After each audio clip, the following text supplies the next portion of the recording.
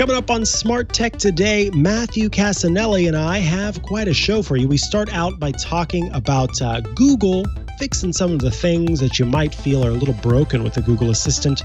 We sort of review the Sonos Roam by reading and digesting some of the other reviews that are out there, and talk about one of my favorites. It's the Lutron Caseta line, plus some updates to iOS 14.5. We answer some of your questions, and I want to go ahead and point out, hindsight, it's 2020, and throughout this episode, whenever we talk about the Aqara hub, I may or may not have said Aquara throughout the whole thing, and it is definitely Aqara. So just pretend I'm saying Aqara when I'm saying Aquara, and my apologies to the folks at Aqara for getting that wrong. So stay tuned for Smart Tech Today.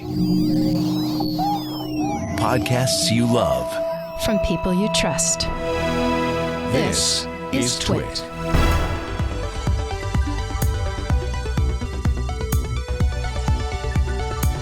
This episode of Smart Tech Today is brought to you by Audible. Audible is the leading provider of spoken word entertainment. Delve into your next title on Audible with Audible Plus. New members can try Audible Plus for 30 days. Download the Audible app and get started with a free trial at audible.com/STT or text STT to 500-500. And by Casper. When it comes to a better night's sleep, Casper's new cooling collection has you covered. Focus on tomorrow. Let Casper handle the rest. Explore Casper products, mattresses, sheets, pillows, and more at casper.com/STT and use code STT for $100 off select mattresses. Offer excludes the snow mattresses. See casper.com for more details. And by Technology Powers X. Learn how technology is reshaping business through an original podcast from Dell Technologies. Search for Technology Powers X anywhere you listen to podcasts and download each episode today. Welcome to Smart Tech Today, where we explain the exciting, the dynamic, and the sometimes confusing subject that is the Internet of Things and all surrounding topics. It's connected tech all day, all the time. There's something about saying all night that just feels uncomfortable for me, so I wanted to skip that, but yeah, all the time. There we go. I am one of your hosts, Micah Sargent. And I am your other host, Matthew Casanelli. Hello, hello. Hello. How are you today? I'm good. I am well caffeinated, and I've finally nailed my home screen, which has been like 10 months in the making, maybe. So I'm excited about that. That's going to be my next video. But when you say home screen, do you mean iPad or iPhone, or do you mean just home screen everywhere? Technically both, but it's mostly about the phone. I have 15 home screens, so I'm going a little overboard because you know how you can hide home screens and things like that now? I just have all of them. Oh, here, wait. I can show it for a second. And I just keep going over and over. And, of course, they're all color-coded by shortcuts color as well, so coordinated. So look for the video on YouTube. Interesting. I wonder if your thumb's going to get tired. Like, how do you... No, those little dots down at the bottom in iOS 14, if you tap and hold and slide on them, they will make little gestures, and you can pop in between the pages really quickly. That's a really good tip, because I was going to say, how do you decide what you put on the 15th page since it's so hard to get to? But that's a really good tip. I have a whole overwrought system for the shortcuts as well. So that page is settings and finances stuff, which is purely because I assigned the colors brown and gray to it, which are the worst colors in shortcuts. So. Brown and gray. I figured brown was like the Amazon packages thing, and they even rebranded their logo since I did that to be brown, so it actually worked perfectly. I was pleasantly surprised with that. Yeah, that's a good point. Well, we should kick off the show here, or continue the show here. And the first thing comes by way of Google, who has updated the Google Assistant to help out with some kind of troublesome things. One of those is that Google is working on a way to improve pronunciation of names, which is something that I certainly have wanted for all of the smart assistants. Siri has it sort of, but it's typically, it only seems to stick when it's just your own name. Not so much whenever you try to tell it other people's names. And then Alexa and the Google Assistant all are varying when it comes to being able to properly teach it how to properly pronounce names. But the Google Assistant is going to be getting an update that improves upon that to help you better be able to help it better be able to pronounce people's names. And this is only available for the English language starting off.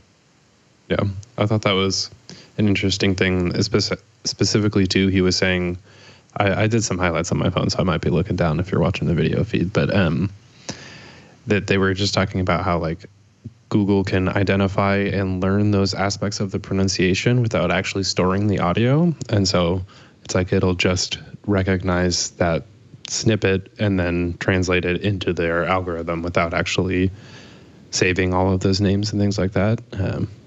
Maybe not a good idea to make list of names. That's a terrible reference to other drama going on in the tech world. Oh, right. But but then the other angle that I thought was really interesting was just the disambiguation for timers and context. Especially, I think this is something that they rolled out a couple of years ago to Google Search, but now they've brought it into the Assistant. I think is it called BERT? Bidirectional encoder representations from transformers. And it's a way to deconstruct the words in the sentence and then be able to just like understand the context from that as opposed to the entire sentence as one big chunk. And so I think the good example of is just saying, set a timer for 10 minutes, and it would just set a timer for 20 minutes that was named 10 minutes or something like that. And you're like, come on, like really dumb mistakes like that it can now, using their fancy machine learning, natural language stuff, properly interpret you, specifically with timers was one of the really good examples too, and alarms. And I think part of that is because I don't know of a more common thing that folks use than the timer when it comes to an assistant, where you are asking kind of an everyday person, what is it that you use for, what is it that you use that Echo for? Oftentimes it's about cooking. It's surrounding that or some other reason to need a timer. And so to have that actually be a little bit better, where if you've set up, say, 2 timers, and before you would say, they gave an example here. So you go and you say, I set an egg timer, and you say set a timer for 10 minutes. When you would go to the assistant and go and say, cancel my egg timer, it wouldn't know which one you were talking about. So then it would list off both of them and tell you, this is what the name of this one is. This is what the name of this one is. Which one do you mean? Now, even though you didn't name it my egg timer, it'll be smart enough to know, oh, you're talking about the one that I set for you for the egg. So what's wild to me, I think more than anything when it comes to assistants, is there's a lot of frustration that folks have with their assistants not doing what they expect of them and doing what they want of them. Mm-hmm. But the fact is, these things are incredibly basic. Like when you start to pay attention to what the changes and improvements are that are happening now, it's kind of wild that they've been able to do what they have been able to do, given that only now can it be contextually aware enough to go, oh, when you said set that egg timer, if you say cancel the egg timer, that's the same thing. That's wild to me, because I think that we expect more. And I'm not saying it's bad to expect more out of our virtual assistants, but I think we do expect more out of our virtual assistants than they're even smart enough to be able to provide. And so we've kind of, there's a little bit of patience needed, I think. I think this specifically is why I don't like the term AI. And even I just noticed in the subhead of the article on Wired, it says, because it's talking about the Google Assistant, the AI just got a useful boost in understanding natural human speech. Artificial intelligence, if it was artificial intelligence in that way, should be able to understand how to cancel your egg timer. And so that's why it's just like, when they started talking about that a couple years ago, I was like, we're nowhere near that. We still can't even cancel the right timer. So like, I don't think these are going to, at least the Nest Hub and Google Assistant won't be overthrowing anything anytime soon. But yeah, that's why exactly. Like, some of those problems are like, it's like, oh no, the computers are going to overtake us. And it's like, I can't tell if this is a 0 or a 1. And it's like, you're like, oh my God. So, I mean, obviously, all of that stuff is still worth considering and building into it from the beginning to avoid any issues. But I think that's why sometimes just the basic humanity of it that we would expect with people's names and just very basic commands should be able to figure it out. So at least now they can, which is good. Like, we're at that point where the technology is more doing what you expected it to do from the beginning, and so at least we've like hit that crossroads instead of still having those basic things be really frustrating. Although on iPhone you can't set 2 timers, so one day Apple might figure that out. Yeah, they got it on HomePod, but not on the iPhone. So silly. The Google Assistant is following ALEXA into the hotel. There is a new report in 9 to 5 Google where Google is working with hotels for a guest supply partnership. ALEXA kind of famously / infamously has been in hotel rooms for a while. So I'm not surprised to see the Nest Hub join. My concern is that folks aren't going to know off the jump that these devices, specifically the new Nest Hub, does not have a camera in it. That it is a the solely radar, LiDAR. And well, that's part of the story, is that these only use the first generation hub, and so that's a perfect point. That it's like Google advanced this product. Yeah, exactly. Okay, I was confused by the image that they chose. So the ones that are going to be in the in the hotels, are the ones that do have a camera? No, the opposite. It's the first generation Nest Hub, the small one that still doesn't have a camera, but it also doesn't have the Soli or any of that sleep tracking stuff. It's just the Nest Hub Max that has a camera. So it's like the old one. Yes, good gotcha. Point. Sorry, that's the distinction. Gotcha. Because I knew that so that's interesting. I did not realize that the Nest Hub, you could only get a camera if you got the Nest Hub Max. I thought it was all Nest Hubs because on the Amazon side, all of their screen devices have cameras built into them. And so that is kind of surprising to me. It's kind of surprising to me that there are ones that do not have. We're getting some live feedback here in the Discord. I think they're a little bit behind. Okay. Essentially it is what we said. So the Nest Hub Max has a camera. The Nest Hub of old did not have a camera, but also did not have the sensor. And the new Nest Hub non-Max has the Soli sensor built into it. So the one that's going to be used is the first generation, which does not have a camera. And so my original point still stands, which is that people see these and they think it has a camera. What are they going to do? Are they going to cover it up? Are they going to ask them to have it removed? Is the hotel going to explain that it doesn't? I mean, what, you know what I mean? I start to think about, this is what happens is that at the national level, a company maybe makes a choice, a hotel makes a choice, but it's the individuals that have to kind of reckon with whatever choice gets made.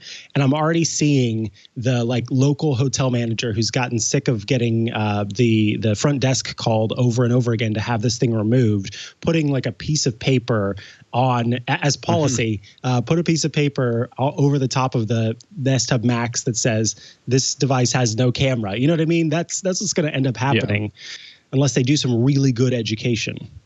Well, especially because the newest Nest Hub I'm going to call it mini just for sake of it, does have that sleep tracking sensor with the Soli feature. And so it would make sense that in the future, anybody who had heard of that product would then be confused that this thing in their hotel is tracking them while they sleep. Like, it's just built into the newest version of the product. And so I think that's really creepy.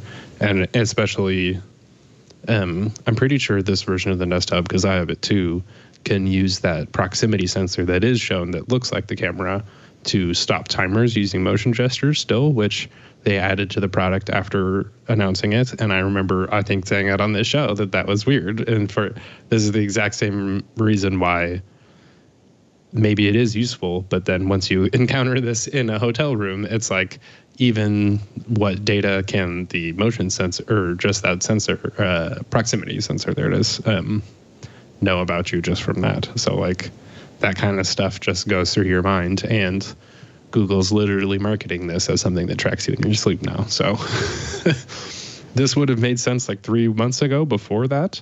And I wonder, I mean, it could be a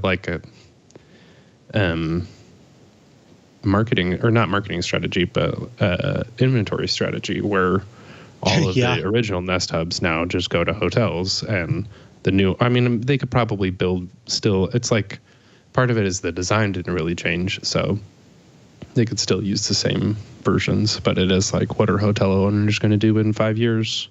They're going to adopt the newest one that does track you in your sleep, and then maybe, but then Google will have it all synced together or something like that. But we're only talking about the downsides. Like, these are really nice smart displays, and I think it makes a lot of sense, especially in a hotel environment, just to have all of the information on there and watch the little like person showing you all the hotel details and things like that on the little display instead of always having a giant TV on. So it does make sense as a product, but just not with their strategy. A lot of hotels these days have the USB chargers built into the power strips or on the desk, or near the bed, and the lamp that's near the bed. I don't even use those USB plugs to charge my phone. I'm very paranoid about any kind of hotel provided anything. So if I had one of these if I went to a hotel and they had this whole Nest Hub program, the minute I walk in, I'm unplugging it. I don't want to have anything to do with it. That's fair. I mean, I guess we didn't also mention the part about it's just contactless. So if it is not holding a grubby TV remote or something like that, you can just use your voice, which is pretty nice. But cool. That's it'll why be you interesting also just to see disinfecting how people. wipes. Yeah, but it'll be interesting to see how people react to this over time. Just go into your hotel, like it is going to be part of the steps of go into your hotel room.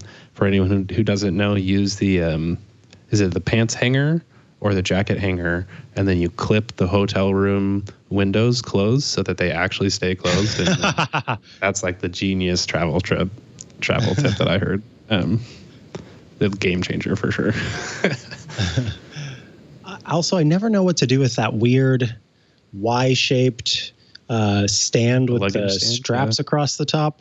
Like, why is that the perfect device for luggage? I don't get it. I don't know what makes that the perfect device for sit luggage. On the floor also, which is because that's kind of gross. Or it's like at a level that you don't have to bend over or stick on the bed, I think. I always put it on the bench if there's a bench. This reminds me that I just yesterday learned that there is a thing called a chocolate fork, which is a rake-like device that is specifically designed for breaking pieces of chocolate off of a block of chocolate. And it's just, they're very specialized tools for things that I sometimes wonder why have specialized tools. There it is, the chocolate fork. Oh, wow. I should be clear, it is not a fork made of chocolate. That's what I thought. In that it is a chocolate fork. It is a fork for breaking apart chocolate, which for some reason tell does. You about this? No, I was watching. She does love chocolate.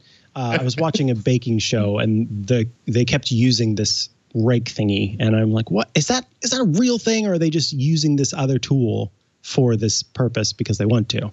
No, there's a chocolate fork. So I don't know. Smart tech travel and cooking tips. Yes, exactly. You never know what we're going to say here on Smart Tech Today. let us move on to talk about the Sonos Roam, which I know a lot of people were pretty pumped about as the portable Sonos device, $169. It uses Wi-Fi for streaming music, and it is a Sonos device. So a lot of people are like, yeah, Sonos going to get that good sound. But it provides it in a portable package. And for me, I have a UE Ultimate Ears Boom 3 that I've probably made that a pick of the week multiple times across multiple shows, because he's like, yes, I know, Micah, you talk about this every time, because I really do love the thing. But this from Sonos, it reminds me a lot of that. And so a lot of people are pretty excited about it. 9 to 5 Google says it just falls short of the perfect portable assistant. Why does it fall short? And is this a device meant to be a portable assistant, or is it just meant to be a wireless boombox? Yeah, this was an interesting review. I think it does come down to some of the weirdness. They were referencing an ongoing feud with Sonos and speaker grouping, so that you can't pair the Sonos with other Google Assistant speakers. It's like only Sonos's can, or those can. And so it's more about a Google Assistant experience than a Google Home experience, just to maybe make that differentiation. Even like in the Google Home app, you can't control the volume or see what's playing on it, because Sonos is kind of like forcing you back into their ecosystem. But it's still a portable Sonos that charges with a Qi charger, which I thought was one of the interesting things. So you can just like plop it down on any charger that you have in that room is a good, as opposed to their $50 charging stand that of course they'll sell you. But it just seems like it's a portable little Sonos, and it's not going to be like blasted at 100% and it'll thump like a Sonos speaker would, because it is still the portable thing, but it's going to be good quality, have that type of support, and also be Google Assistant enabled. So I thought that was the interesting part. Is I'd just like to have the mic somewhere, like outside is a good example, that I would take this into my backyard where we have like the tiniest little sliver and some chairs, and could sit out there and have this, and just being able to change it to song or something like that, as opposed to using Bluetooth, would be really nice. I saw some people on Twitter too that made the discovery that the Sonos logo is it an anagram, or what's the palindrome is when it's back and forth, and it's specifically the way that they designed the text on it. If you flip the speaker upside down, there's no orientation of which side is up, because the words are SONOS. So if you turn it over, it still says Sonos properly. Oh my goodness. This is like the perfect time for that to actually come into play finally. And Kevin with the magic, for folks who are listening and not watching, he just flipped the whole screen around, and now I'm upside down in my office. It's very uncomfortable, but you can see that Sonos is the same on either side. I never considered that before. Yep. So it is. How do they do that with the N? It's got weird little points on it. Like if you look at it emphasizes to one side more than the other. It actually looks more like a Z if you look at one of the photos that has it standing up, because it's got just the pointed tips instead of flat. So that's like. Yeah, it's deceiving. That's a great one. Oh man, that kind of broke my brain a little bit. Noticed it. Yeah, wow. If you really look at the end, it looks terrible, but like it fits nicely into the entire thing. I've got to add that to that list of different logos that are very clever, like the FedEx logo, which everybody knows about by now. What is that? Chocolate triangular prism. Toblerone that has the bear and the mountain. And now Sonos, which is the same backward forward. And in the chat, this is why I love that we've got the Discord here. And we'll talk a little bit about why I'm talking about Discord a little bit later. But they've mentioned something called Mycroft AI. And it is an open source private voice assistant. And I had never heard of Mycroft before. I'm definitely going to be reading up on this. We might have to talk about it in the future. So it is an open source voice assistant that, by being so, is kind of privacy focused. So I'm curious kind of what you do to get it working on your device and how it works with different things. So I'll read a little bit about that later to learn more about that. Mycroft, like Mycroft Holmes. Depending on the series, Mycroft is either a really bad guy or a really good guy or a really obnoxious guy. Like, they can never just settle on Mycroft being one kind of character. Every show has a different plot point for Mycroft Holmes. Anyway, that's a little off topic, sort of. We were talking about Mycroft after all. Let's talk about Garmin, which is still in the business of making smartwatches. For some reason. Did I say that out loud? Brutal. It's really I mean, they say in an article that they have a bottomless roster of smartwatches, which is it's pretty fair. Yeah. So Garmin's 2 new smartwatches are for the casual athlete, and that's the Venue 2 and Venue 2S. It's like, when were these announced? When did they have a press event? No, Ars Technica is the only one I've heard talking about them. Yeah. They're available for $399 a piece. They have AMOLED screens. They have blood oxygen sensor, GPS, heart rate. I think maybe the thing is there's a bigger market, not bigger, but a more diverse market on the Android side of things, where you don't get that the same. In fact, I have in my little hand. Oh, I don't know if I can I talk about this? Hold on. We might do a bug here, Kevin. For a second. Go ahead. Go ahead. I mean, I thought this was just interesting. I feel like I always forget about the fitness smartwatch category and just the depth that it goes into with fitness. So some of these, I was just reading along and I thought it was super interesting. The like high intensity interval training types that it can track, which is including timers for as many reps as possible, AMRAP, EMOM, which is every minute on the minute, which is a certain type of thing, and then Tabata, which is 20 seconds on, 20 seconds off for 4 minutes. So like, I don't know. I think going through all of these and just reading what it can do, I was like, oh yeah, some people actually do work out, and this kind of stuff would be a lot more convenient to track if it was just doing it for you along the way and guiding you through the whole process. And it's just specifically built for this, because I always think of my runner friend who would never wear an Apple Watch because it doesn't provide the level of data that he gets from his Garmin thing. So what were you going to say? I can't. Okay. Teaser. Yeah, there's a little teaser. Oh my God, I'm so glad I didn't show it on screen. Oh, that would have been bad. I thought it was available, but it is not available yet. So take it off your wrist. Yeah. In case you scratch your head. Exactly. Yeah. No, that's just my Apple Watch. I was going to say you immediately did it. Yeah. No, I don't have it on my wrist. I grabbed it because it was charging and I was going to show it. But the one that was available was a less detailed one. So anyway, there's a little tease about something that I'll be talking about in the future that is currently not available to the public yet. So obviously, it has something to do with watches or wearables. So there's your hint. Tell me about this. Well, okay, sorry, but this headline is a really interesting one. Not least of all because of the interesting name choice.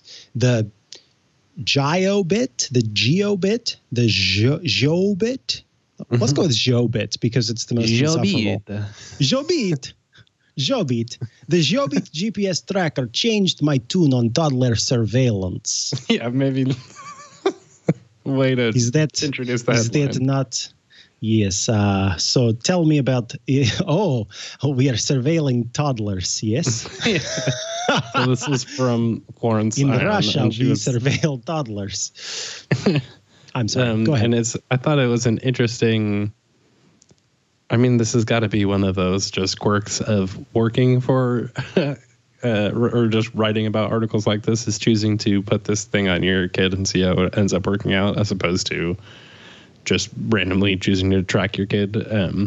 But I think it makes sense that just to put a GPS tracker on your little kid and have it know exactly where they are sounds like something that probably wouldn't be unreasonable for parents to want to have for their toddler, because kids can just kind of wander off and run around, especially if you are like leaving them. Not leaving them outside. I don't have any children, so I'm just gonna. What do you do with kids? Do you water them? Can you give them some fertilizer? How does it work? Yeah, just let them out, every couple hours. God. But I think this is like it's got like a data connection and everything, so you really can. I think it's more about peace of mind, and especially like if you were just outside or something like that, kids can wander away and things like that. So it's that age where kids are a little bit more free, but I don't know, just for peace of mind as well, having a product like this can be really interesting. And she goes through all of the security concerns and things like that, but it seems just like an interesting product. I hadn't heard anything like this that actually seemed realistic, but it does seem that this is kind of the kind of product now that seems feasible because of just the technology and the connectivity and the security that we can now expect from modern smart home products. So just kind of interesting. I would definitely put this check out on the a kid. On a kid. I would definitely put this on a dog. It's a little big for a dog, but yeah, that's the problem. I was talking to. I can't remember now who it was. Oh, Carolina Milanese, who had mentioned the same thing, that all of these devices are kind of so big and so they don't really work for pets. And so what I wanted to mention, though, unrelated to that, is that T-Mobile just launched its own tracker. It's an LTE tracker called SyncUp. And it's ugly, but it has LTE built into it, and it's available for $60. And then it's a $5 a month plan on your T-Mobile plan, and it has IP67 dust and water resistance. It also has a light sensor, so that if it's been moved from somewhere dark, like the inside of a suitcase, to somewhere brighter, you can be notified of that. So that's kind of a clever idea, that it can say, hey, here's the deal. Also, rewind to earlier with the almost T's and then the not T's. I guess it is available. They're just out of stock right now, so they're not advertising it on their website. I was talking about the very wide marketplace for smartwatches in the Android world, and that includes Wise, which makes webcams and things like that. They've got a very familiar looking smartwatch. It's got some sensors on the back of it, and it charges like a Fitbit. For folks who have Fitbits, you'll recognize that kind of charging. These little pins here let you take out the watch bands, and they fit kind of standard watch bands that you would be used to.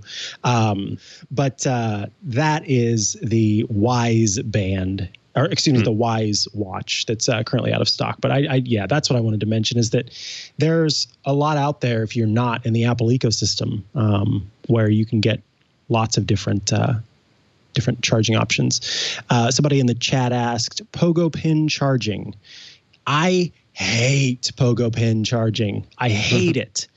Pogo pin charging is my nemesis. And that's mostly because of while I love with all of my heart my Ember mug, What I hate is that they have not come up with, well, they, as in science and technology, has come up with a better way for charging than pogo pins. But Ember has not come up with a better way for charging its mugs than using pogo pins. And because of the nature of these mugs, being that they are holding fluid, and sometimes that fluid spills out, and then also the nature of the fact that they are hot fluids. Sometimes the fluid that heat causes condensation that builds up in the charger, and then it breaks those pogo pins. And so over the course of me owning Ember mugs, Ember mug, great, love it, fantastic. But I've lost 2 stinking chargers to situations where the condensation built up and ended up ruining one of the pogo pins. And then you pull it out, and then the pogo pin breaks, and then the spring goes flying, and then So I'm not a fan of pogo pin stuff because it's such a small thing that is so easily broken. Because it's every time you're charging, you're making that pogo pin move up and down, and I hate it. So I keep meaning to buy some pogo pins just on their own so that I can pull out the soldering iron and install my own whenever it gives me trouble. Luckily, Ember is really good about, if you do have a broken one, they will ship you a new one. But probably not if you admit that the reason why is because of condensation. So, don't say that part. Companies love water damage. Yeah, exactly.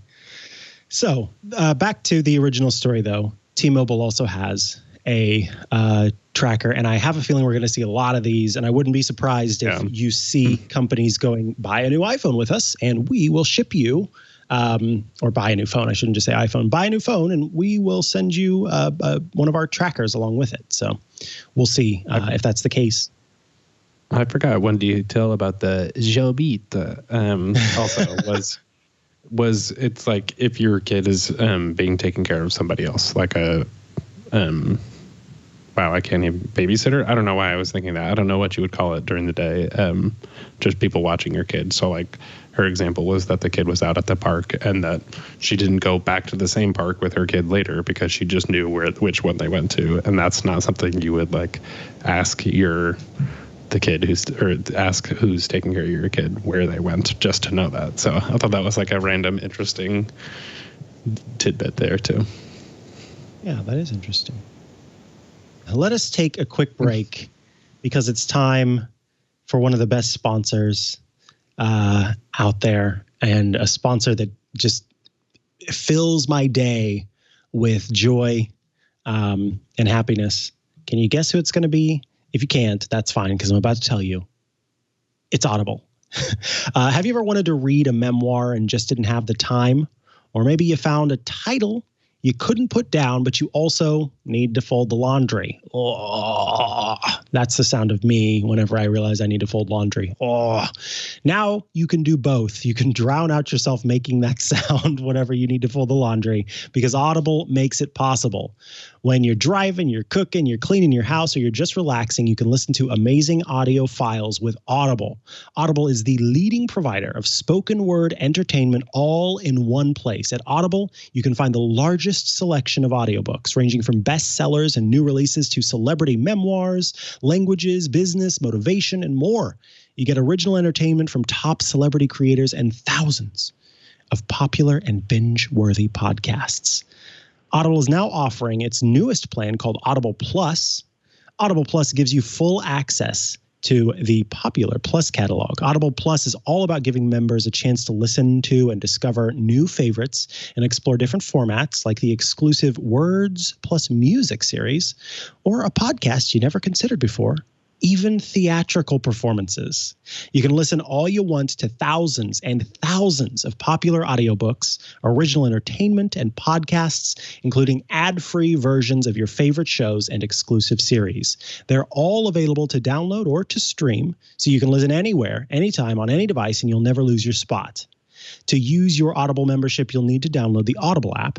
The Audible app is completely free and can be installed on all smartphones and tablets. I recently was very pumped because my partner had to take a road trip, and one of my favorite series is a series of books featuring Harry Dresden, who is a wizard in modern day Chicago. And it's the series is called The Dresden Files. And I have been trying to get my partner to read this series for quite a long time. So I got him hooked on the Dresden Files on his trip there and back, listening to the first and second in the series. So that's a series I can absolutely recommend if you are into modern/urban fantasy. And then one that I personally recommend, the Mistborn Chronicles. And these Mistborn audiobooks are some of the best audiobooks I've ever listened to. They're so good. They're so good. The storytelling is fantastic. The world building is fantastic. I love the narrator. All of it is so good. And as I said at the beginning of this read, the fact is Audible is filling my day all the time. Anytime I don't have audio that I need to listen to for work, or am not in the middle of doing something else, I am listening to audiobooks. I have read so many different titles because of Audible. And I just think Audible is fantastic. And so if you have been looking for a way to add more it doesn't have to just be fantasy. You can check out other content that's nonfiction. If you're looking for a way to kind of fill your life with more information, or for me, it's just kind of an escape listening to the content that I listen to often. This is such a good way to do it. And if you've never listened to audiobooks before, give it a go, because I honestly thought that my partner was not going to be into it. And so I thought that, he would listen to the first hour maybe and then be done. But whenever the first time he stopped off to get some gas, he was texting me about some of the characters in the series. And I thought, oh, yes, it's happening. So I just think Audible is fantastic. I think everybody should give it a go. Just give it a try and see what you think.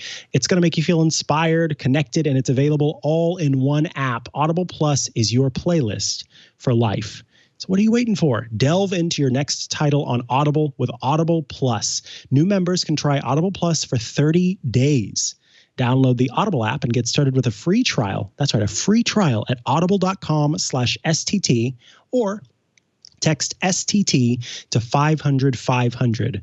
That's audible.com/STT, or text STT to 500-500. So you can start your free trial today. My God, it's just so fantastic to be able to fill my brain with new information and fun stories and characters. And I have never consumed so much content as I have with Audible. So it's I don't know, it's kind of a superpower, really. So get yourself a superpower. Audible.com/STT, or STT. Text that to 500-500. Thanks so much, Audible, for coming back on the Twit Network and for sponsoring this week's episode of Smart Tech Today. Okay, let's talk about Lutron. I've talked a little bit before about Lutron's Caseta line. Lutron makes these fantastic in-wall switches that when someone asks me kind of, what do you recommend if I want to go in-wall, if I want to get some switches that are actually connected to, you pull out the switch you have, you wire up the new one. If I want to go all in on it, what's the best way to do that? There's no other answer than Lutron Caseta as far as I'm concerned. If you're, not that interested in in-wall switches, or you don't want to add another bridge to your network, then I will suggest some others. But Lutron Caseta is always my first choice.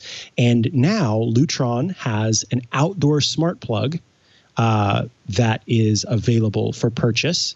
And hopefully it's better than one that just collects water and ruins everything for everyone. Right, Matthew? Yeah, definitely. I do think we mentioned that this was coming out earlier this month, but I just thought it was good to see a full review on it, that they're just talking about like some of the pros and cons. Like the downsides are that you need extra hardware to use all of the features, and there's not the same kind of dimming stuff. And it honestly is like a kind of a weird chunky shape. I don't really know what exactly they were going for. Like, it's kind of, I mean, maybe it looks like just like a downspout almost or something like that, but it is a little bit odd. But maybe that does provide that. I mean, like the cables are sticking out of either side as opposed to them being embedded into the body where the computer is. So like we were saying, maybe that does make it a little bit easier to keep protected. But just an interesting product and good buy as usual based on just Lutron in general being that solid brand. So worth checking out. So sorry, I was chatting with the with the Discord.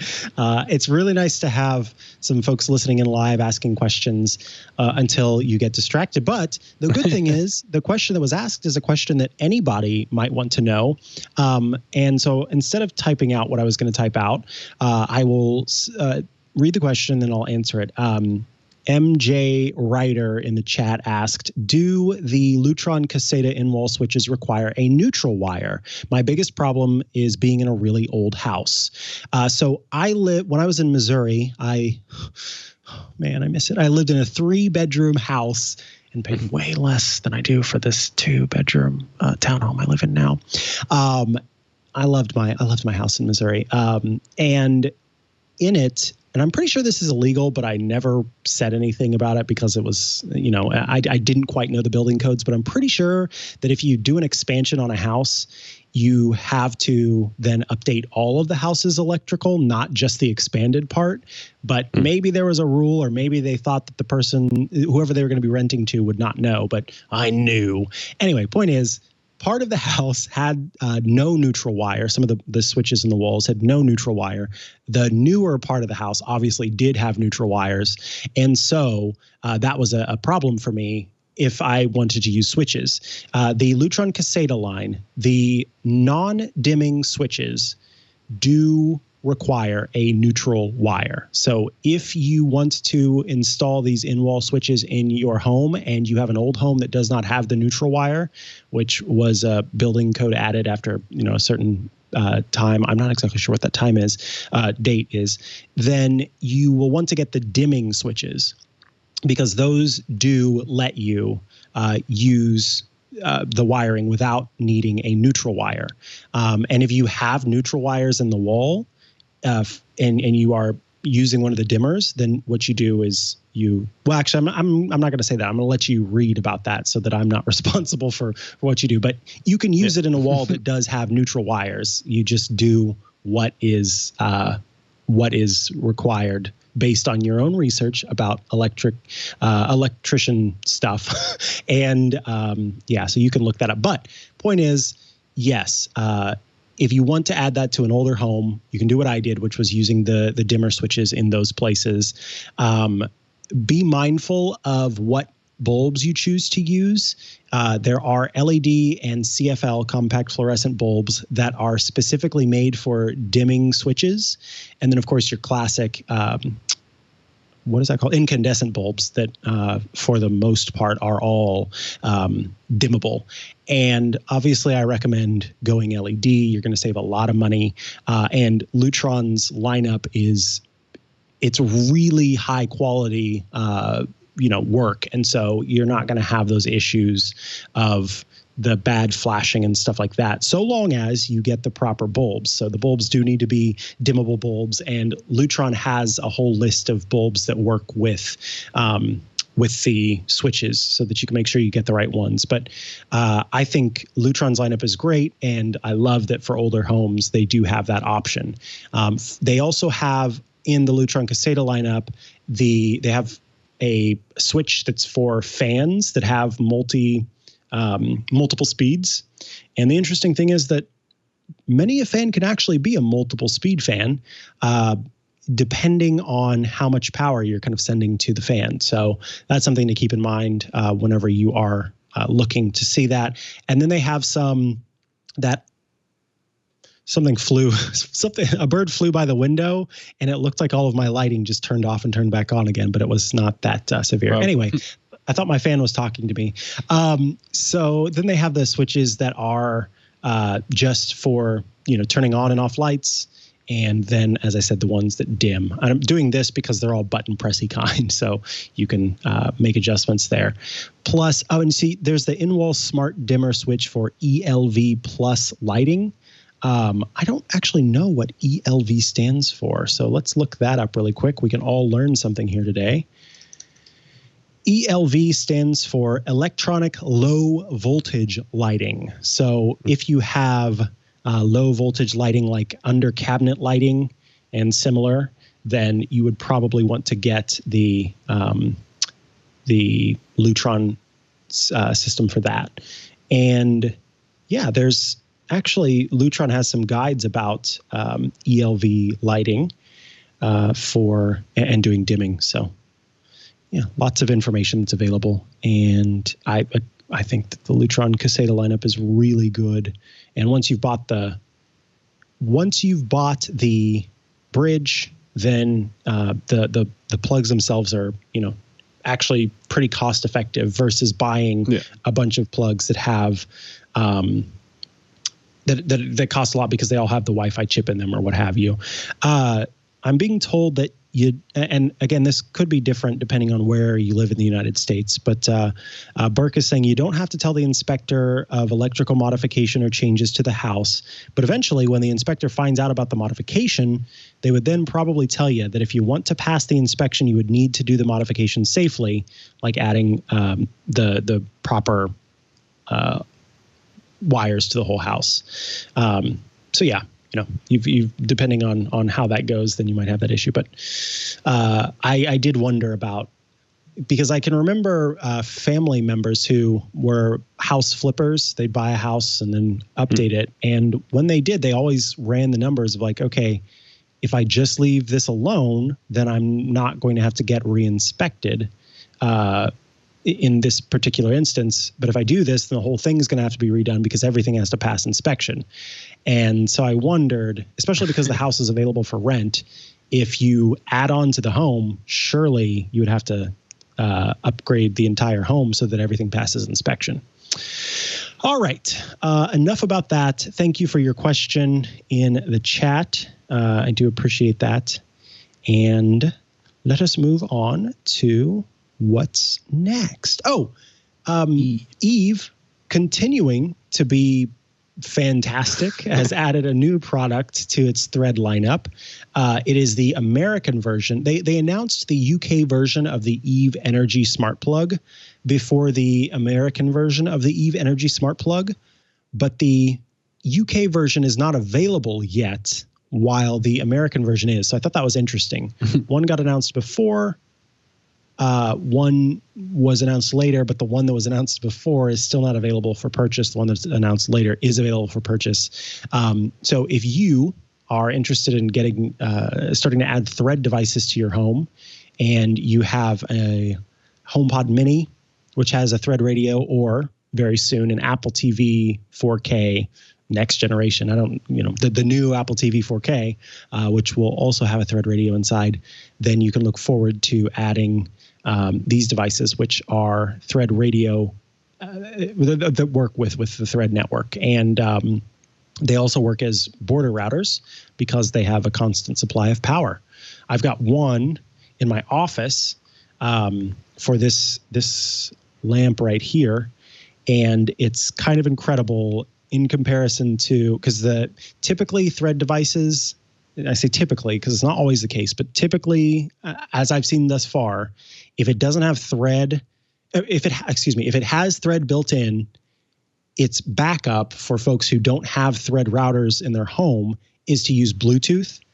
And the difference between Bluetooth and Thread is just ridiculous. It's incredible how much faster Thread is than Bluetooth. So if you get one of these, you definitely want to make sure that you've got a Thread border router, because it's going to be so much better than waiting for Bluetooth to connect and communicate with the device. That just takes forever. Yeah. With the I think you were mentioning this last week, and I forgot that is the HomePod Mini act as, I keep forgetting which one is which also, the border router, or do you still need another Thread product in order to start? I'm sorry, could you ask that question once more? I'm so sorry. Is the HomePod Mini limited in its ability to be that router, a Thread router? Because I thought it was better, but I feel like last week we mentioned something that I was like, I didn't know it was only one part of the process. So the important thing to note is that there's currently kind of a wall right now, because outside of HomeKit, and outside of developer circles who have access to, Tim both was talking about this a little bit, outside of folks who have access to the necessary developer tools to do so, people can't take advantage of Thread right now. There's not a way for people to add Thread devices to their home in an app or anything like that, unless they have access to developer tools outside of HomeKit. So even though my Eero has Thread capability, I can go into the Eero app and hit the plus button and choose Add Thread Device, and then it pops up a view of my camera and says scan that Thread code so that you can access it. There are no Thread codes for me to scan. So right now, everybody's going in on what's called HomeKit over Thread, and nothing else is available. So the important thing to note is that in order to provision the HomePod Mini to work as the Thread border router, it has to be through HomeKit. So setting it up and using it as a Thread border router requires that you set them up using HomeKit. That said, any other border routers you add to your home, including the Eve plug that I have, Eve Energy, is a Thread border router on its own. And in the future, should I finally be able to use the Eero app to add Thread devices, those routers will still work as Thread routers. Will the HomePod Mini and the Apple TV work as routers along with everything else? I can't say that yet because I simply don't know. It could be that it will work because everything's provisioned on the network properly, but I don't know if Apple is kind of saying, along with kind of connecting over Thread, you have to connect through HomeKit in order to use the HomePod Mini as part of your Thread network in your home, or not. So we'll see. I can't answer that question yet.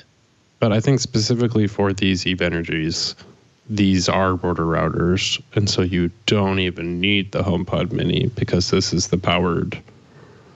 I think maybe I'm still missing the one other piece. I think I'm missing the graphic also, that because it's always like how they bounce between each other is a little bit confusing still. But I think this is still the Eve Energy. Also, it's worth mentioning, has the app tracking for energy, so you can see charts and export data of how much energy is being used over time through that. So that's also a good use for. I think I have this for the Wemo thing, but it's on like a light that uses a lot of energy, and so I do want to actually understand if leaving this on for 5 hours is costing me $5 or not, or something like that. So that's another benefit of these over just other smart plugs that don't have as much, that are just smart plugs themselves. Another question in the chat was talking about that Apple TV. John asked, so I know the new Apple TV has the Thread radio, but other than that and a bump in the processor, why would one upgrade from the previous 4K Apple TV? My Apple TV 4K does everything else. That is absolutely correct. One should not upgrade to a new Apple TV. So if you aren't after having another Thread radio in your home, and you aren't after a high frame rate HDR content, because that's the other thing that it provides, 60 frames per second HDR versus 30 frames per second HDR, and the overall processor bump, then there's no need to upgrade to the new Apple TV 4K. Because if you do want to have the new Siri remote, you will be able to buy that independent of the new Apple TV 4K. So if that's what you're after, or even if you're not after that at all either, then there's no reason to upgrade unless you also just kind of want to have the new, which for some people is a thing. Let me see here. I need to check my, okay. By the way, yeah, before we move on, I did check, just looking at the Eve graphic on their website, I figured it out better because it's just like when it's a border router versus a endpoint that's a parent versus a router node, and then the children one is where I was getting confused. So maybe just to totally clarify, is the Eve Energy itself a border router in the same way that the HomePod Mini is, or is the Eve Energy an endpoint that's a parent router node that can pass along? This is the magic they don't of the system. Yeah, so this is bounce between. Precisely. Any of the always powered devices can serve as the border router. The border router you can kind of think of as the connection to the thread. It basically is like the bridge. It's like a Philips Hue bridge. And so it serves as kind of the foundation of the rest of the networks. And so if there is one that was already on the network, when you add a new one, so long as all of the connectivity is good, the new one won't also become a thread border router. It will just be that parent one that you just talked about, like a parent node, I think is what it's called, and will help to pass that network information back and forth.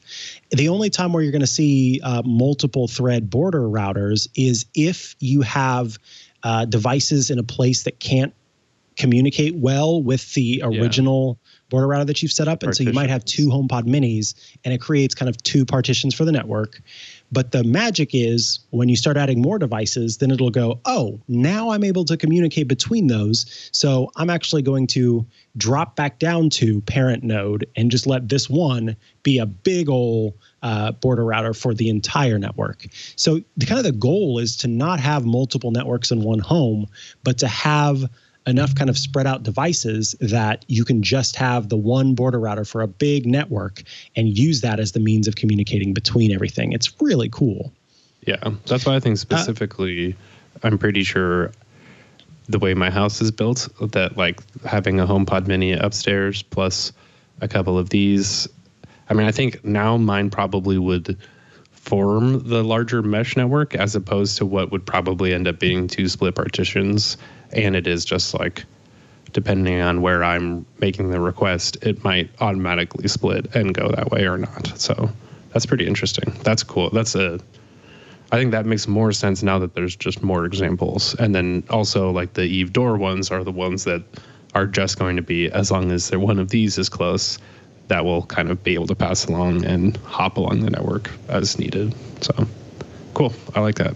And of course, Eve is making all the products, so that helps as well. They've done a great job of, I have no idea, I'm assuming this is intentional, that they've released one of these, it seems like every single week since HomeKit over Thread came out. And so we've been talking about it constantly. But I think now that I feel like I have that whole mental picture wrapped a little bit better, and it's worth, we can put it in the show notes too, that their blog posts and those little graphics do just help you wrap your head around it a little bit better if you need a refresher. Yep. And tune in next week where we will be talking to the Vice President of Technology at the Thread Group and also a employee of Google, which the interesting thing is this is kind of the place where Thread started was the Nest devices communicating with one another is where this Thread protocol started and was built out. And so we are going to be talking with the person who was responsible for a large portion of what Thread has become today. And that's like, for me, that's really exciting because I can't tell you how much I think Thread really is going to change everything when it comes to the smart home. So we'll be talking with Jonathan Way next week at this time. So definitely tune in. I think at JHUI on Twitter is his handle. And yeah, I'm very much looking forward to that. Yeah, principal engineer really at Google, hoping, that's what it was. I had my vaccine appointment before, so there's a chance that if I'm not feeling great, I won't be here. But I'm really hoping I am to be able to have that conversation as well.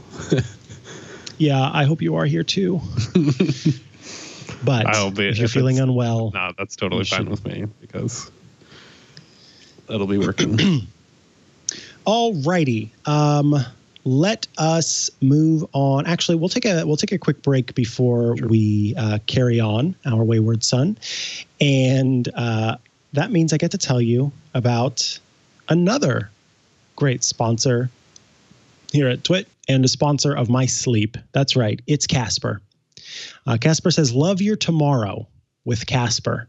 The new Casper Cooling Collection, we do love some alliteration, has everything you need to help you sleep cool all night long.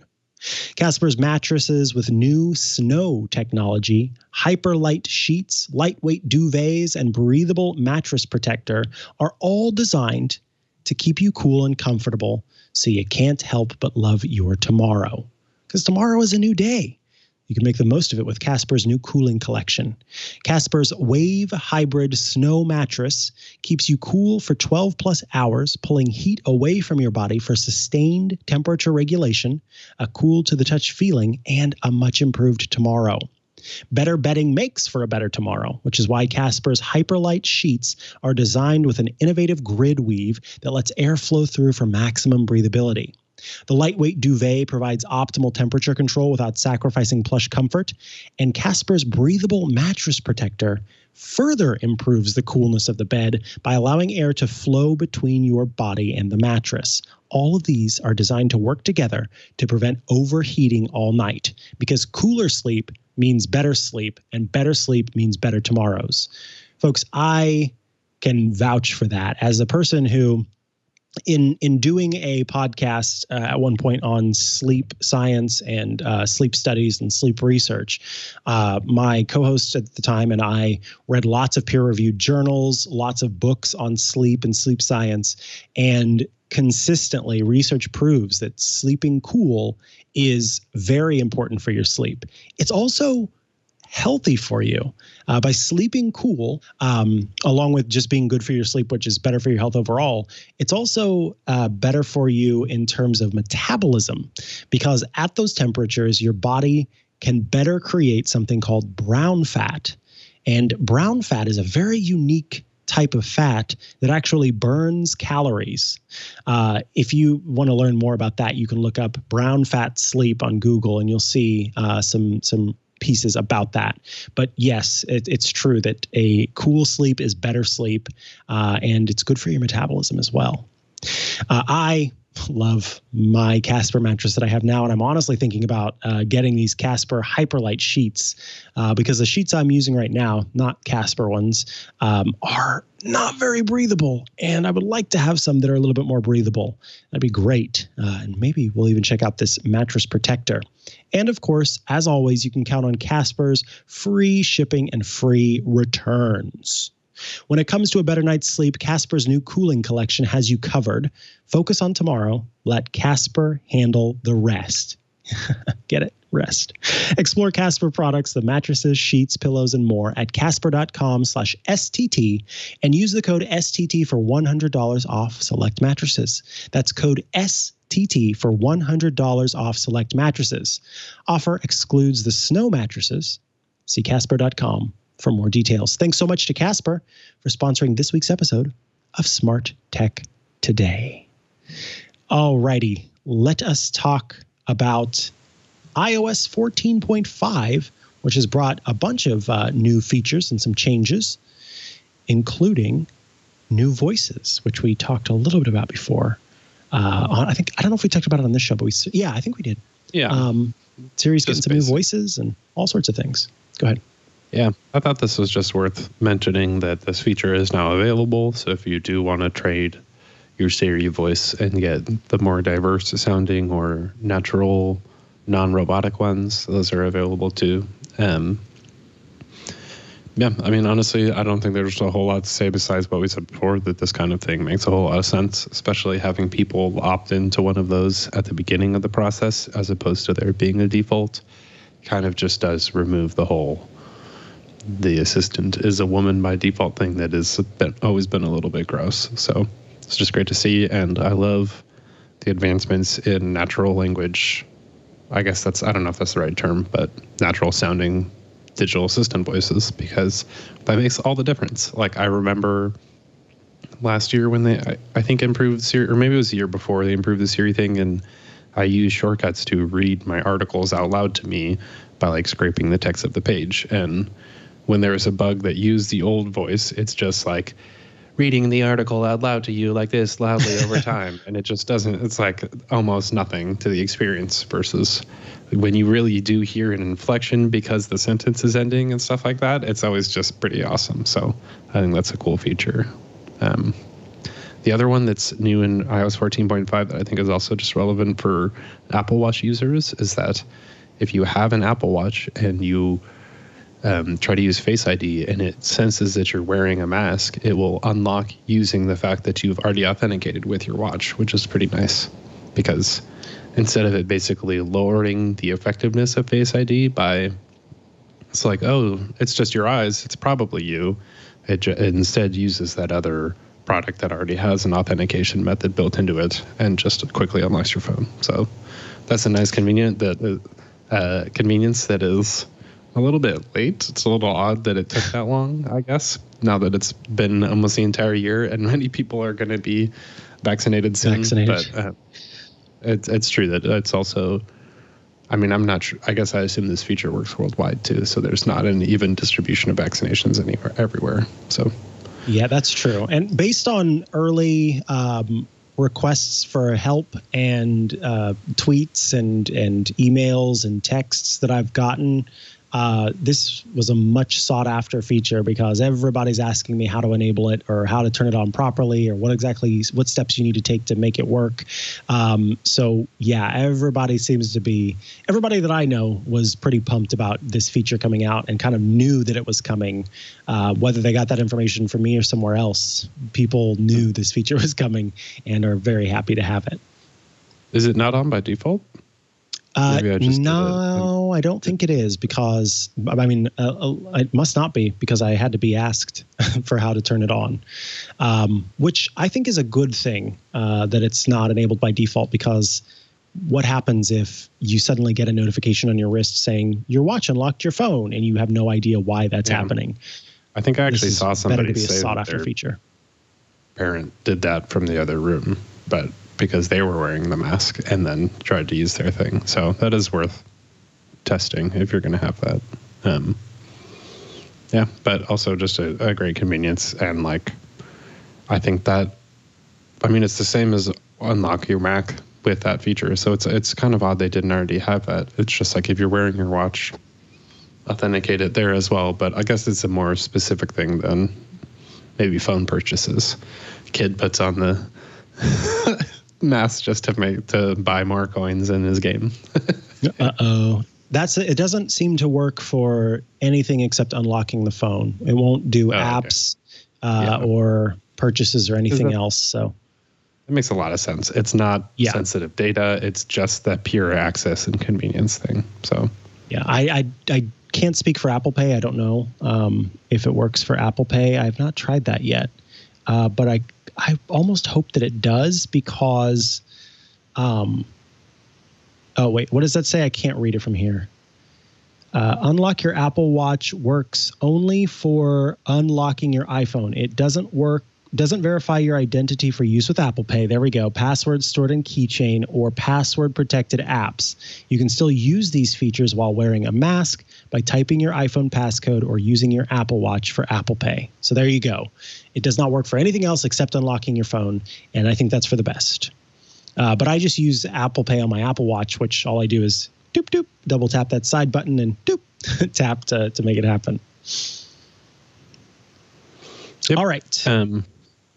One of the other features in iOS 14.5 that where I am going into detail on some of these just because they're related to the smart home products or the Siri angle. And even for this one, I think is just relevant to the larger ecosystem play of it's still a little weird how they implemented it too, but there's sort of default apps for audio on iOS now. So if you do try to play a song and Siri will ask which app do you want to use, and if you choose Spotify, it will default to Spotify from then on. So I haven't actually tried this with HomePod now that I think about it, but I do think this seems like if that isn't available there, it definitely should be. And then this does just seem like that advancement of making it iOS and by default the smart home ecosystem just a little bit more fair for any type of music service, because it's kind of wild that the HomePod as a product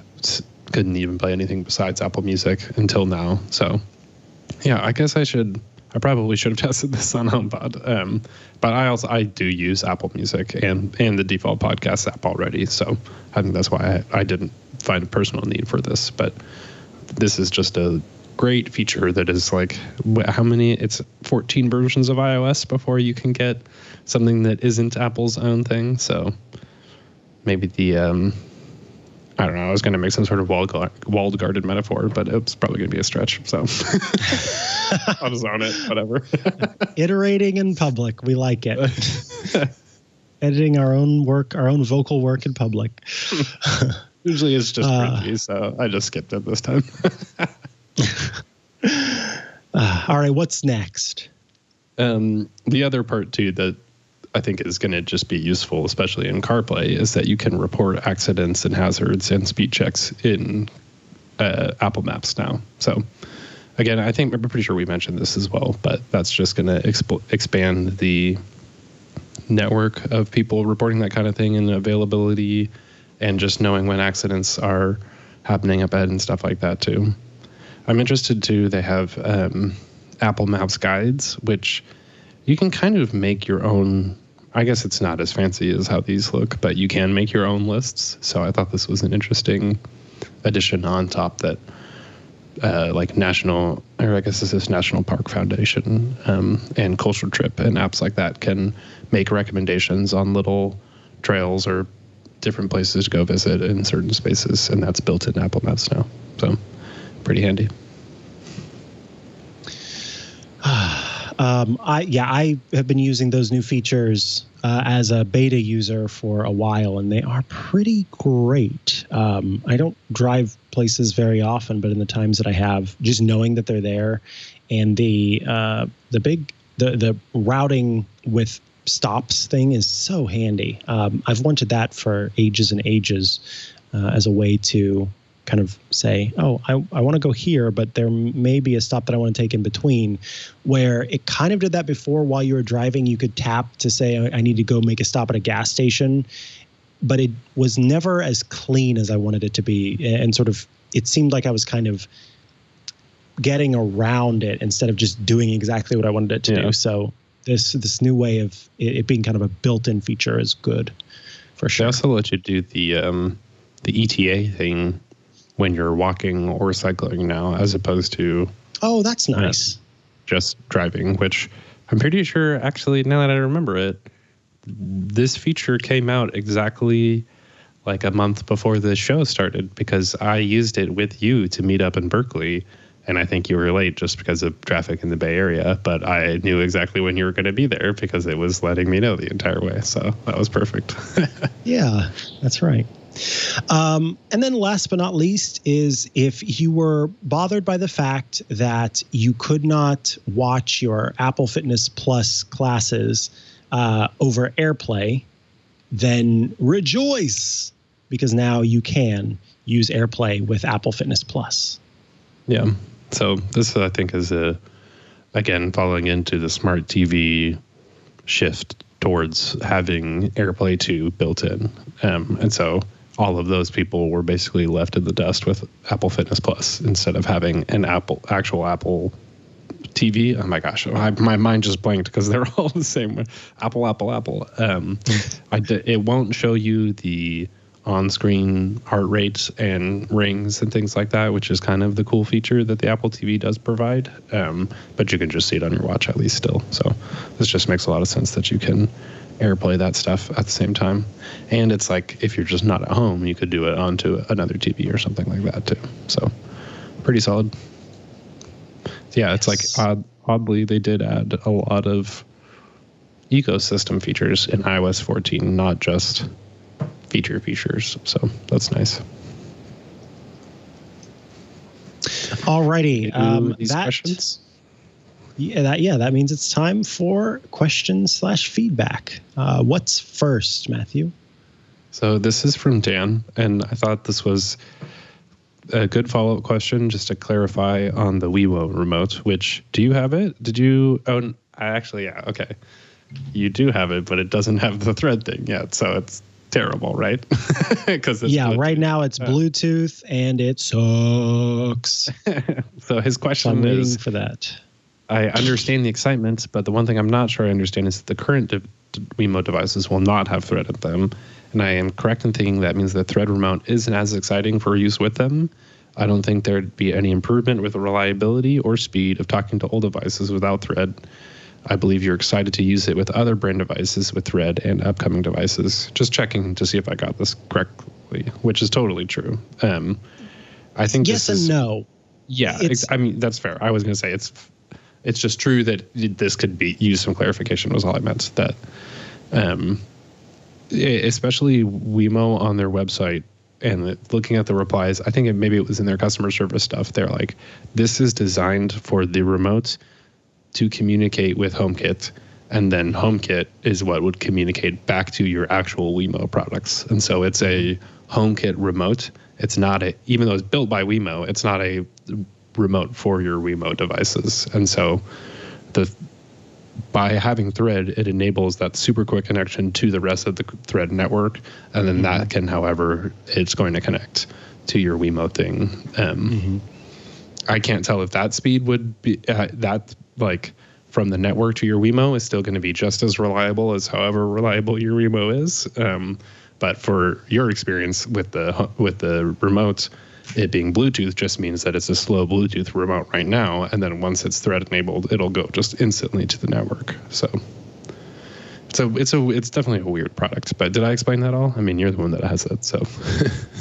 So yes, Dan, the main thing here is you need to look at the Wemo devices you have right now and think about the connectivity and reliability that you get right now with those Wemo devices that you have. That will not change by adding this remote to your setup. That's not going to change at all. So if you get good connectivity and good reliability with those devices, then adding this to your setup when the thread is available, you're going to get the reliability and connectivity that you expect. This is not any kind of like system network booster or anything like that. It is just that with thread, pushing a button gives me near instant ability to turn on and off the lights or whatever I choose to do with it. Yeah, any HomeKit device. Yeah, so you can almost just pretend like it's not made by Wemo from Belkin. It's just like, this is a HomeKit controller that you can add to your HomeKit home. And if you have Wemo devices that are connected over HomeKit, you'll be able to control them with this. But it is not as if this is kind of a go-between for your Wemo devices and your Wi-Fi router or anything like that. The reason why I was so excited about this is because they don't currently make a button, or in this case, a series of buttons that are thread enabled. And that means that they use some other form of communication, typically Bluetooth, and Bluetooth is so slow. And so with this, when Belkin's Wemo gets the thread certification, I'm very much looking forward to that because it does mean that this will be the quickest HomeKit remote or controller, however you want to put it, that's available. So yeah, my excitement has nothing to do with it coming from Wemo or Belkin or any of that. My excitement comes from having a thread-enabled HomeKit controller, and it just so happens to be one that's from Wemo. So thanks for that question. Yeah. That's a really good question. I totally want one of those to be my shortcuts automation trigger thing too. That's like 6. That would work for half my home screens. No, I'm just kidding. So this other one was from Bob, and I thought this was an interesting, this is more just a comment, but he also shared a graphic to sort of explain it. So we'll put it up on the thing too. But he was setting up automations for his IKEA roller shades and realized the automation options in HomeKit are limited. He wanted to create an automation where the shades would close at sunset only if the window is closed. And so I knew I could do this in I'm going back to Bob writing this. I knew I could do this in a third-party app, but the Eve app can only use HomeKit scenes as your action. So I don't want to set a bunch of scenes to control one or two devices. I found a way around it. You create your automation without the condition in HomeKit. Then you switch to the Eve app and then find the automation in the list of rules. And then you add the condition there.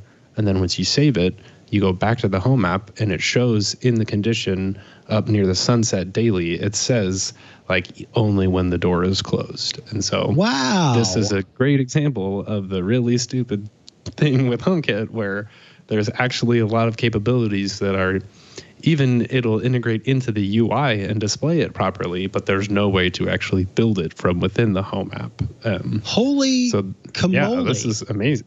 Like this is, as opposed to, I think, doing a convert to shortcut and then using an if action and doing conditionals, whether the door status is closed or not, you can have it built right into the automation trigger itself. So that is fantastic. And Bob, that also tells me that Eve is using as much of the HomeKit framework as possible, which is good because that means that the robustness, the reliability is going to be there versus kind of throwing some third-party magic on it. That's Bob, that's a fantastic tip. I think we'll have to pull this out as a separate clip to post on YouTube because that's a really good tip. So thank you, Bob, for that.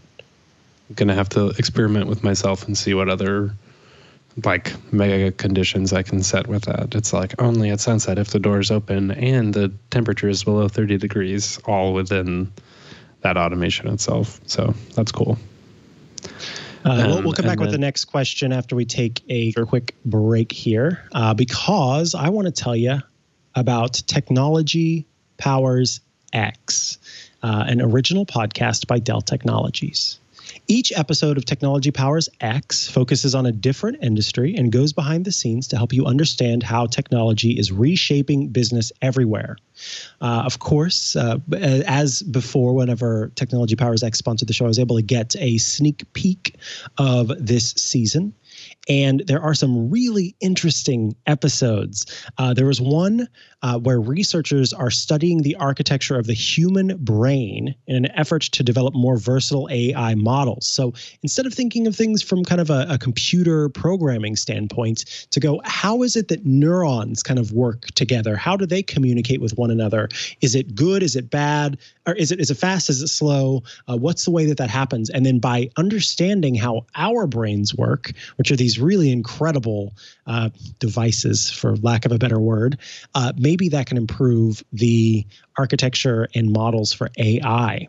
Another episode explores the world of professional esports, including a behind-the-scenes look at Team Liquid. And then there's an episode that talks about vertical farming, which is probably going to be the method of farming for the future because we can only go out so far. It's time to start going up and seeing how that will help us sustainably feed 21st century populations. Technology Powers X is hosted by Danielle Applestone, a hardware engineer and entrepreneur.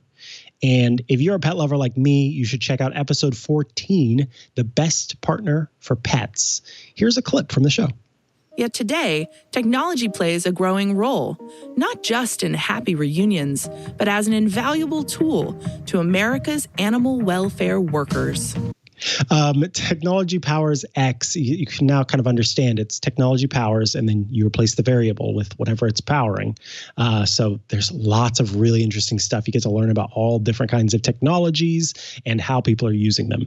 Just search for Technology Powers X anywhere you listen to podcasts and download each episode today. That's Technology Powers X. Download it today. And of course, our thanks to Technology Powers X for their support of Smart Tech Today and the Twit. network. All righty, Matthew, what is the next question?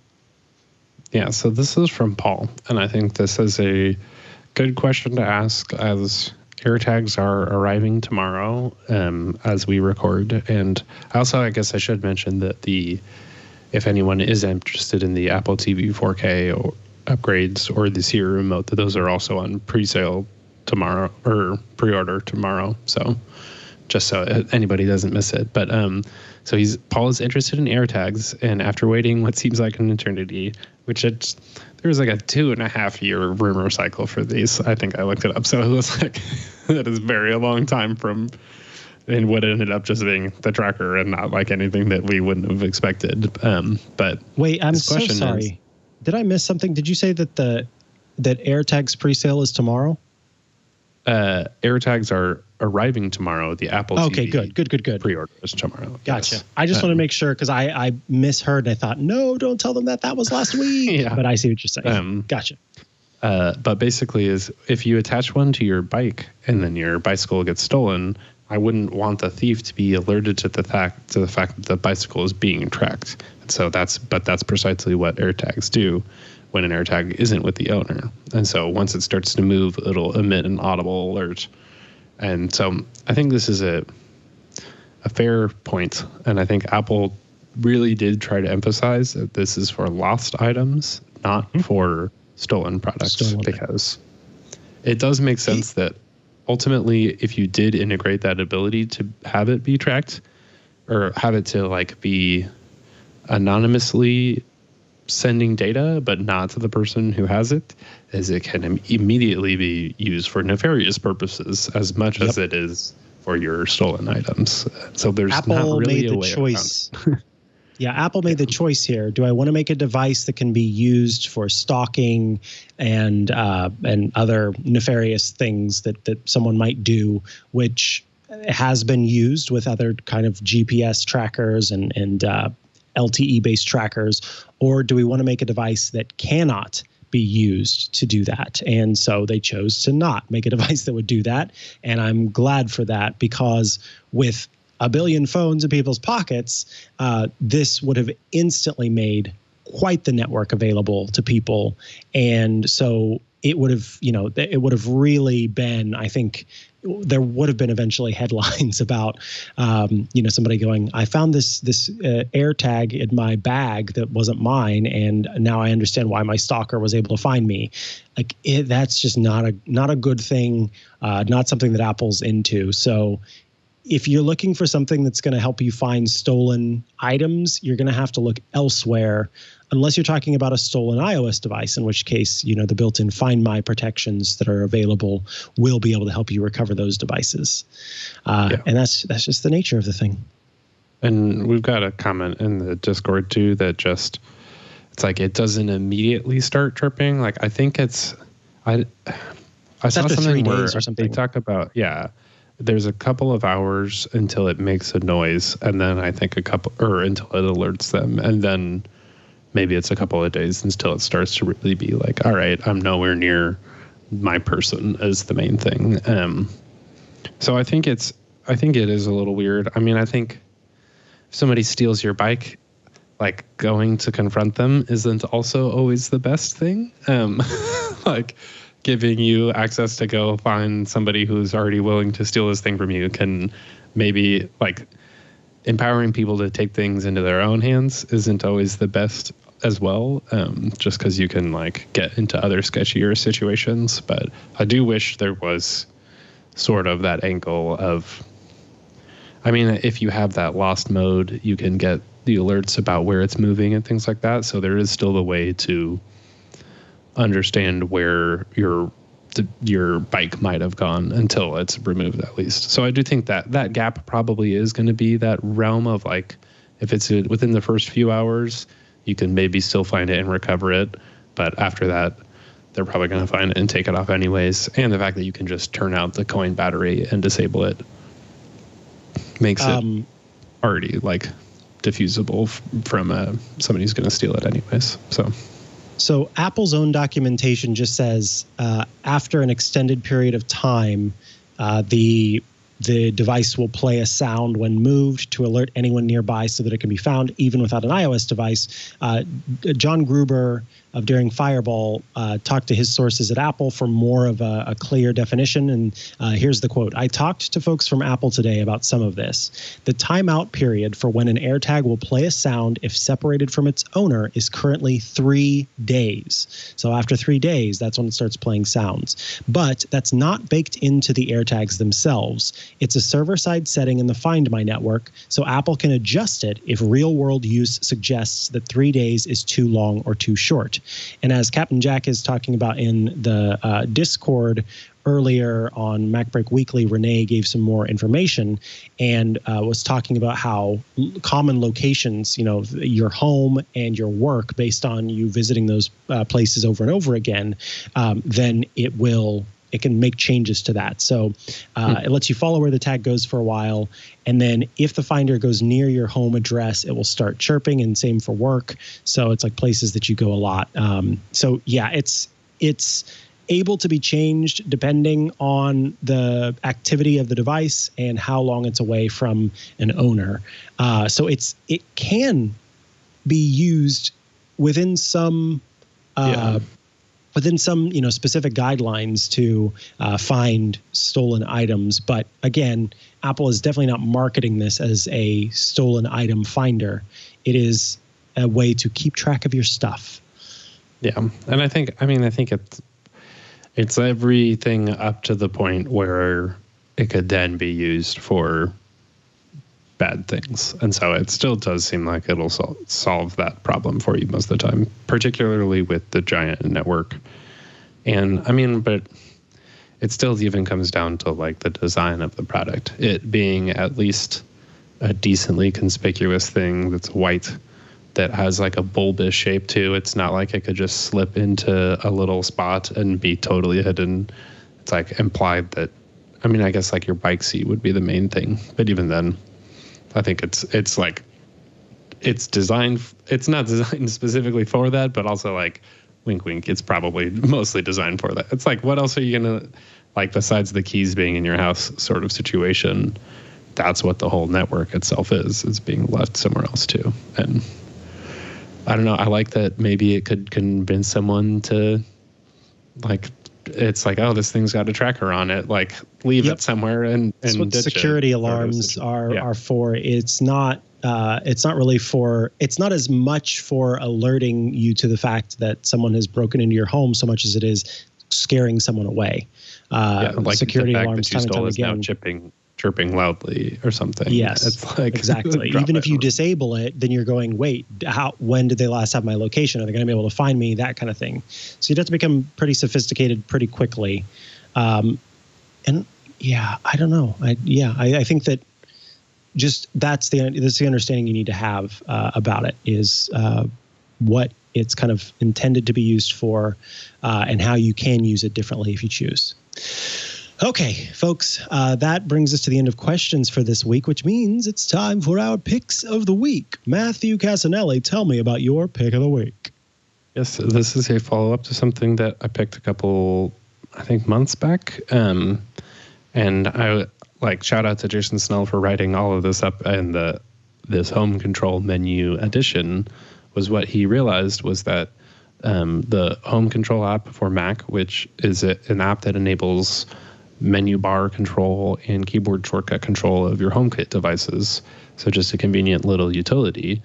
But the addition is that if you have a sort of Stream Deck setup, you can create those keyboard shortcuts and deep links into the home control app, set them up on your Stream Deck, and then you have physical controls to your HomeKit devices from your Mac, which is pretty cool. So this is actually true of any URL schemes on iOS that also have a Mac app that accepts those URL schemes.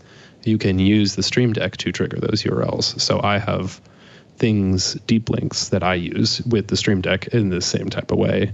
And basically the home control app, by giving keyboard shortcut control to HomeKit devices, can then also be used in this method. So it's pretty cool. It's just like you can set up a whole little particularly with Stream Deck, you can have a folder too. So you could have folders for every single room, all of your different scenes and things like that, and then set up those URL schemes and just be able to physically control all your HomeKit devices. So pretty cool, actually. It's kind of like a step and then a step in using a sort of old school technology, but hey, it works. So I'm all down for that kind of stuff. Yep, exactly. Oh, and all Home right. Control is $9 on the Mac App Store. Perfecto. My pick of the week is in the meantime, while I'm waiting for Belkin's Waymo scene controller stage, blah, blah, blah, to get thread certification, I wanted to add another HomeKit switch to my home, but I did not want to use one that was Bluetooth LE. Aquara, A-Q-A-R-A, makes what they call the wireless mini switch. It's available for $17.99, and it is a Zigbee device that lets you set different scenes for the button, and you can set up to well, I shouldn't say scenes because it's not just scenes. You can control things in 3 different ways. You have 3 slots that you can use to make something happen in your HomeKit home. And so I have one in my office so that as I walk into my office, it's right next to the switches. Pressing it once activates my on-air scene, which turns on my my studio lighting and the lights behind me. Pressing it twice turns off all of the lights in my office, and then long pressing on it will enable what I call office night, which just turns on 2 lights in here at a very low level so that I can see where I'm going when I come into the office. Because it's Zigbee, it works as well as the hue dimmer switches that I have that I use as HomeKit controllers. So much better than Bluetooth. But occasionally you get missed button presses still. And so you will need, the problem with this is that because it's a Zigbee system, you will have to buy the smart hub to go along with it.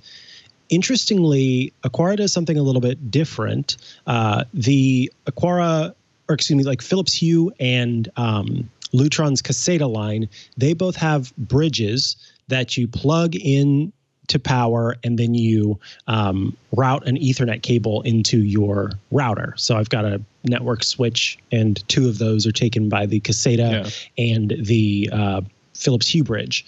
Aquara, they just decided to skip doing Ethernet, which has good and bad. I don't mind taking up another spot on my router because I've got a switch to do it, and that means a much more reliable connection. But for most folks, they probably are not interested in that. And so it's just this circular puck that looks like this, and then you just plug it directly into the wall, and then you connect it over Wi-Fi to your router, and then that serves as the bridge device. The hub also has a light ring, so you can change the color there, and it immediately becomes a security alarm. So I can actually, within HomeKit, I can turn this on. I can arm my security system, and then it would be an alarm if you wanted it to be. I'd keep that off because I don't need to arm a security system, but I find that interesting. So it's not just the bridge; it also has some HomeKit magic built into it, which is kind of nice. But point is, the main reason that I use this is for the, I'm pointing to it, so I'm pointing over there to the switch that turns on and off my lights. And like I said, it's better than having a Bluetooth one.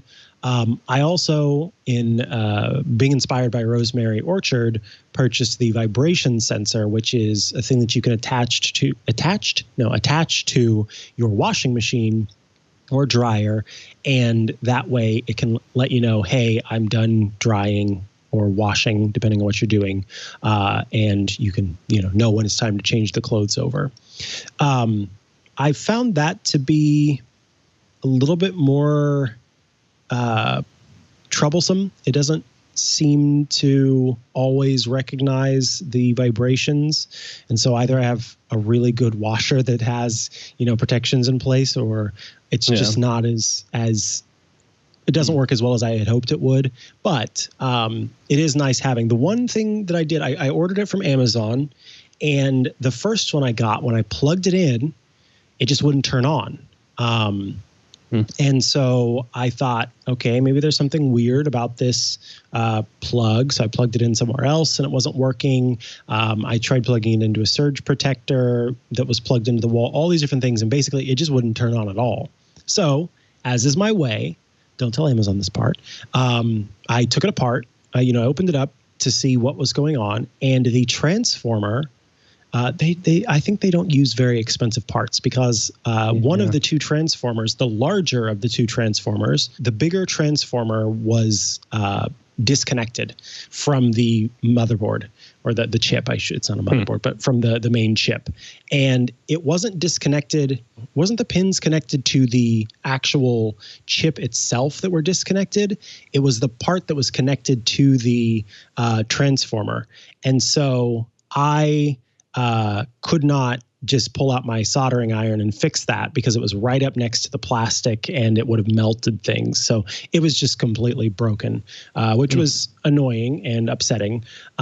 So I, went on Amazon and said, hey, this is just not working. They didn't make me do any troubleshooting or prove that I'd done any troubleshooting. They just said, we'll send you a replacement and then send this back. Here's a tag. So very easy to get one that worked, but it was kind of, was a little bothered by the fact that it came broken in such a way that suggested that they weren't using very high quality parts.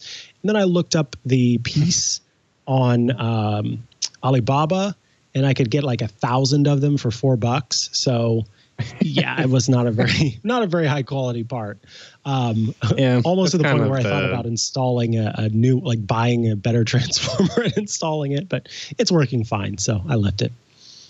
I feel like that's sort of the reality of the last few years I'm really glad that there's a whole range of HomeKit products that aren't $80 a pop and are more like $50 or lower sort of thing. And the little remote is only $18, I think you said. So, yep. But that does kind of come with quality control issues like that. How many remotes do you have now? Like, do you need more buttons like this? Or is it just to be like your office remote too now? Well, no, ideally I would have a remote for every room that has HomeKit stuff in it because neither like of a us. light switch plus. Yeah, exactly. I want, for every light switch, I want there to be a remote that can be the light switch because neither of us are big voice people, voice computer people. And so, except for timers and things like that. So, and I use the app most of the time, but I want there to be a way that's easy for him to be able to control the stuff in the home. And then also, it's just like when I walk into the office, just boop, that is so much easier for me than unlocking my phone, tapping on the things that I want to turn on and turning those off afterward. Because I'm not going to say, hey, you turn on the lights in my office, because half the time it starts playing a song called Office from some random band I don't know. I'm not wasting my time. So I love this button, which makes me waste no time, except on the occasional event when it misses a press, and then I just press it one more time, and then it works. So that's what that's what the Thread one is. That's why you're so excited about it. Yes, and that's why I'm so excited about. Like, this is going to. I'm going to get if the Thread is what it should be, I will be getting one of these to replace the Hue dimmers that I'm using in other rooms and have these everywhere. You're probably seeing now, I'm wondering why it's so much bigger. So it comes like this. It's magnetic to this actual sort of light switch. Yeah, wall plate. Thank you.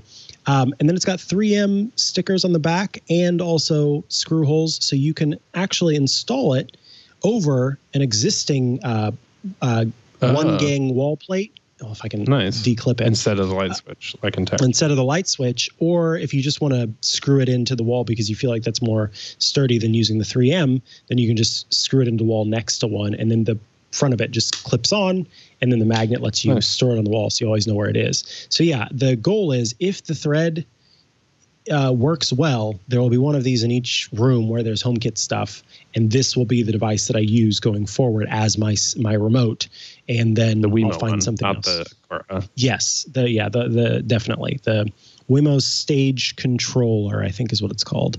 But the Aquara stuff does look like the mini switch does seem handy now, at least. And then the smart hub plus those other things. It does seem like the smart hub. I just saw that you put it in the links, but maybe look at if you are going to consider this, I saw there's just like bundles where you get the hub plus the other sensors that you would need for the alarm thing and stuff like that. So that is worth checking out. Yeah, in fact, the one that I bought was a bundle that had the, I think it was, I can't remember if it was the vibration one or if it was the hub itself, but one of them was included. And when I had to send it back, then they just sent me one independent of that. So yeah, the hub is $49.99. The switch is $17.99, but they've got a bunch of different sensors and things. So if you want some Zigbee sensors in your home, check that out. And you can have switches in each room of your house if you want to, and vibration sensors and all sorts of stuff that they make. And then I'm waiting on Eve to make their Eve button thread compatible. Because I have an Eve button that, again, Bluetooth and just not good. So I actually, since moving, I have not pulled that back out and set it up again because it's Bluetooth LE and it just does not work every time. And I need it to work every time.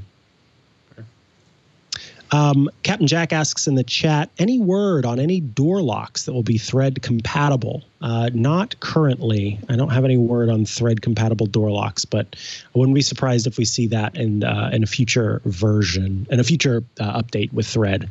And that's another important thing, folks. And we talked about this whenever Tim Booth was on, but a lot of people are going, so the Waymo stage controller will be getting thread support with a firmware update. Does that mean that my device can get thread support with a firmware update? It's important to understand that you have to have a thread chip in your device in order to communicate using thread. Thread is its own communication protocol that exists separate from Wi-Fi, from Bluetooth LE. So the firmware update basically turns on that thread radio, turns on access to that thread radio and lets you control it. But you have to have the hardware to back up that firmware. And so the only reason why this is shipped, I don't know why they chose to ship it now instead of just waiting, but they did, because they are waiting. This is literally from Belkin. They are waiting on their certification to come through with the thread group, at which point they can issue the firmware update that will make it thread compatible. So yeah. All righty. Before we go, I do want to give a quick little tiddly bit to let you know that if you would like to have all of our shows ad-free, completely ad-free, then you should check out Club Twit.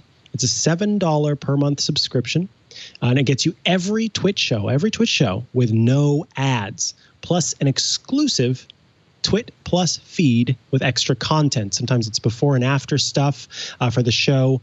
As time goes on, we'll be adding more things to that as well. And then I happen to think this is the best part of it. Some people like this more than others, but I think this is the best part of any membership that I've ever joined myself. It's getting to hang out with the people who are making these shows and who are on these shows. And so we are excited to say that we have set up a Club Twit Discord server where you can join. We started out with just, I think it was 2 main channels. Now we've got channels for each show. When our show is live, we have a channel that you can talk in while you're watching live. And we didn't do it this time, but occasionally we will have a stage going where we'll bring people up so you can ask questions live while we're doing the show. Leo is doing it for almost every one of his shows. So you'll get a chance to talk to Leo directly and other hosts for his shows. And you also can, as I said, communicate with us there. But then there are channels for all sorts of stuff, and not just the show channels, but tech and I don't know, hacking and IoT, pretty much. So there's so much stuff there. I think the Discord is fantastic. It's really fun getting to talk to people directly. There were some great questions asked today in our portion of the Discord not Slack, but in our portion of the Discord. And so, yeah, all of that available to you. That's all shows ad-free. A special feed for listeners called Twit Plus, and access to the members-only Discord channel available for $7 a month. You just go to twit.tv/club twit, twit.tv/club twit. Matthew Casanelli, if folks want to follow you online and check out all the great work that you do, where do they go to do so? You can go to youtube.com/Matthew Casanelli. I just put out a new video on iOS 14.5 because there's new shortcuts actions for taking a screenshot, setting voice and data, which is like 5G, or if you have dual SIM, and then also set orientation lock, which is kind of cool. So you can set per app automations using shortcuts to turn on or off orientation lock. And I also have a whole IMO article that it should be in the description. I'm pretty sure I didn't add it, so I'll add it now. But walks you through how to set that all up too. So what about you? You can find me at Micah Sargent on as many social networks as I can find, it seems. Or you can head to chihuahua.coffee, CHIHUAHUA.coffee, where I've got links to the places I'm most active online. Although that Snapchat one is kind of a lie because I'm never active there. But certainly Twitter, Instagram, etc. And then there are also photos of my dogs at the bottom. So if you just want to see cute photos of Chihuahua and Chihuahua mixes, then you can head there to see that. Thank you to those of you who tuned in live and hung out with us either via IRC or the Club Twit Discord. If you want to tune in live, you can do that every Thursday at 4:30 p.m. Eastern, which is 1:30 p.m. Pacific. Definitely tune in next week where we'll be talking to the VP of Technology for the Thread Group. So exciting. And of course, the best way to get the show and make sure you don't miss an episode is by going to twit.tv/STT and subscribing to the show in audio or video formats across all sorts of places: Apple Podcasts, Google Podcasts, Spotify, YouTube, etc., so that you can get it in your favorite podcast listening place. We do appreciate you and hope to see you in the Club Twit Discord. It's such a fun place to be. So thank you so much for tuning in. And I guess that means it's time to say good afternoon to all of your smart assistants. Hey, if you like tech news, but you also like hearing about it from the people who are actually writing the stories, well, I've got a show for you. It's called Tech News Weekly, and it's me, Jason Howell, along with my co-host Micah Sargent. Every week, we invite the people making and breaking the biggest tech news stories from around the web onto this show to talk to us about it. It's a lot of fun. You should check it out. Tech News Weekly can be found at twit.tv/TNW every Thursday. We'll see you there.